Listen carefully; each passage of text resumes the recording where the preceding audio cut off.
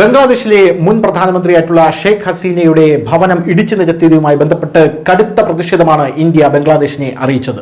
ബംഗ്ലാദേശിൽ ഇത്തരത്തിലുള്ള പ്രശ്നങ്ങൾ നടക്കുന്നത് മാനവ കുലത്തിന് തന്നെ അപമാനമാണ് എന്ന്, ബംഗ്ലാദേശിൽ ഇത്തരം പ്രശ്നങ്ങൾ നടന്നുകൂടാ എന്നുള്ളതും ഇന്ത്യയിലുള്ള ബംഗ്ലാദേശ് സ്ഥാനപതിയെ വിളിച്ചു വരുത്തി ഇന്ത്യ പ്രതിഷേധ സ്വരത്തിൽ അറിയിച്ചു എന്നാണ് നമുക്ക് മനസ്സിലാക്കാനായി സാധിക്കുന്നത്. അതേസമയം മുഹമ്മദ് യൂനിസ് എന്ന് പറയുന്ന ബംഗ്ലാദേശിന്റെ പുതിയ മുഖ്യ ഉപദേഷ്ടാവ് ഇതിനെക്കുറിച്ച് എന്താണ് പറയുന്നത് എന്നറിയണ്ടേ.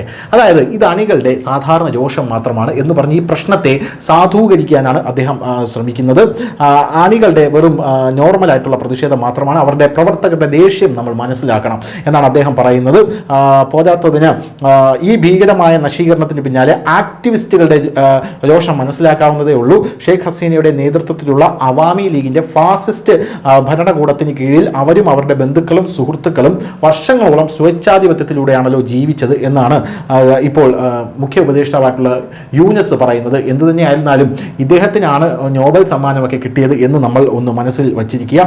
വർഷങ്ങളായി അനുഭവിച്ച പീഡനങ്ങളിൽ നിന്ന് ബംഗ്ലാദേശിന്റെ മോചനത്തെ തടസ്സപ്പെടുത്താൻ തൻ്റെ ആൾക്കാരെ അണിനിരത്തുന്നത് തുടരുന്നതിന് അദ്ദേഹം, അതായത് യൂനസ്, ഹസീനയെ നിരന്തരം കുറ്റപ്പെടുത്തിക്കൊണ്ടിരിക്കുകയാണ്. എന്തായാലും ഫാസിസ്റ്റ് അവാമി ലീഗ് പാർട്ടിയുടെ കൂടുതൽ ഓഫീസിൽ പൊളിച്ചു കളയും എന്നുള്ള സ്വരത്തിലായിരുന്നു അദ്ദേഹത്തിൻ്റെ സംസാരം. എന്തായാലും ഇതിനെതിരെ അദ്ദേഹത്തിനെതിരെ ഒരു വലിയ നെറേറ്റീവ് അവിടെ ഉയർന്നു വരികയാണ്. അതായത് അവാമി ലീഗും ബംഗ്ലാദേശിലെ മാധ്യമങ്ങളും ഇപ്പോൾ യൂനസിനെതിരാണ്. യൂനസിനെതിരെ അവർ തീവ്രവാദ നേതാവാണ് യൂനസ് എന്ന തരത്തിലാണ് അന്താരാഷ്ട്ര മാധ്യമങ്ങളിലും ബംഗ്ലാദേശ് മാധ്യമങ്ങളിലും ഇപ്പോൾ വാർത്തകൾ പ്രചരിപ്പിക്കാനായിട്ട് ശ്രമിക്കുന്നത്. ഇത് യൂനസിനെ വല്ലാതെ അസ്വസ്ഥനാക്കിയിട്ടുണ്ട്.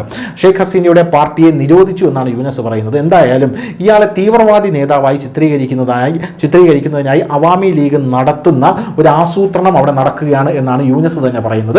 ഇതിന് ഇന്ത്യ പൂർണ്ണ പിന്തുണ കൊടുക്കുകയാണ് എന്നുള്ളതാണ് വേറൊരു പ്രധാനപ്പെട്ട കാര്യം. ഇന്ത്യ എന്ന് പറഞ്ഞാൽ ഇന്ത്യൻ മാധ്യമങ്ങൾ പൂർണ്ണ പിന്തുണ കൊടുക്കുകയാണ് എന്നാണ് ഇയാൾ പറയുന്നത്. ഇന്ത്യൻ മാധ്യമങ്ങളും ഇതിൽ അണിചേർന്നിരിക്കുകയാണ്. ഹസീനയുടെ പ്രഭുക്കന്മാർ ഇതിനായി $10,00,000 ചെലവഴിക്കുന്നുണ്ടെന്നാണ് ഇപ്പോൾ യൂനസ് അവകാശപ്പെടുന്നത്. യൂനസിന്റെ പ്രസ് സെക്രട്ടറി ഷഫീഖുൽ ആലം ശനിയാഴ്ചയാണ് ഇത് പറഞ്ഞത്.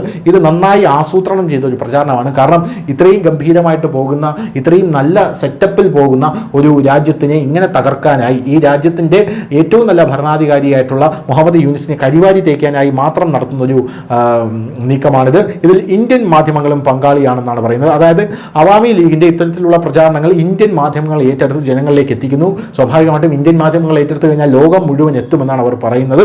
എന്തായാലും ജൂലൈയിൽ നടന്ന ജനകീയ പ്രക്ഷോഭമൊന്നും ഒരു പ്രക്ഷോഭമേ അല്ല എന്നും പറയപ്പെടുന്നുണ്ട്. ഒരു വലിയ ഗൂഢാലോചനയാണ്. ആഗോള സമൂഹത്തിനെ മനസ്സിലാക്കുന്നതിനുള്ള ശ്രമത്തിൽ ഹസീനയുടെ അനുയായികളും അതിനെ വെല്ലുവിളിച്ച് അവർ ജനങ്ങൾക്ക് നേരെ നടത്തിയ ഒരു പ്രക്ഷോഭമാണ്. അതുകൊണ്ടാണ് ഹസീന പറന്നു പോകേണ്ടത്, അതായത് ഹസീന വിമാനം കയറി മറ്റൊരു രാജ്യത്തേക്ക് പറക്കേണ്ടി വന്നത് എന്നാണ് ഇവർ പറയുന്നത്. അതായത് കഥകളെല്ലാം മാറ്റി തങ്ങളുടെ കഥകൾ ഇവർ കഥകളായി ജനങ്ങൾക്ക് മുമ്പിൽ അവതരിപ്പിച്ച് തുടങ്ങിയിരിക്കുന്നു നമ്മുടെ യൂനസും യൂനസിൻ്റെ കൂട്ടാളികളും. News desk, news India Malayalam.